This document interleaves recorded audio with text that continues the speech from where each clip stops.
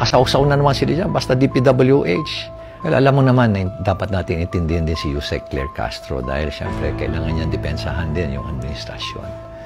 Pero gusto ko lang banggitin din sa kanya na alam mo, ang ebidensya naman nandyan na sa inyo eh.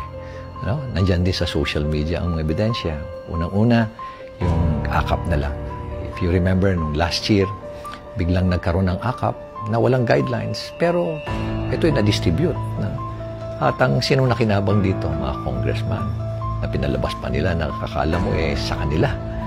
At ang nakakalungkot nito, at nakapagtataka pa, ayaw pang i-share yung kanilang mga listahan. Ano ibig sabihin nun? At kami nga sa local government, gusto naming i-share yung listahan para walang redundancy, walang nauulit na nabibigyan ng beneficiary. Pero sila, ayaw nila.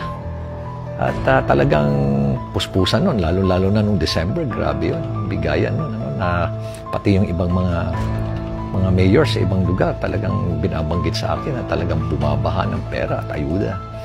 Ngayon naman, dahil dun sa controversy na yun, alam mo si Secretary Rex, napaka-decente niya. At ang ginawa niya, ayaw na niya. Sabi niya, there will be no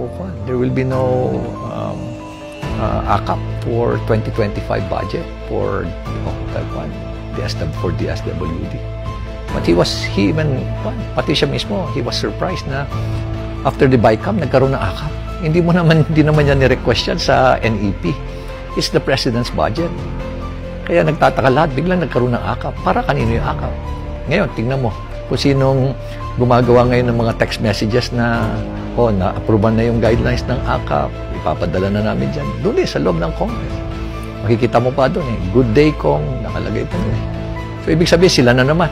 Unang-una, ang trabaho nyo gumawa ng batas. Hindi mamigay ng ayuda.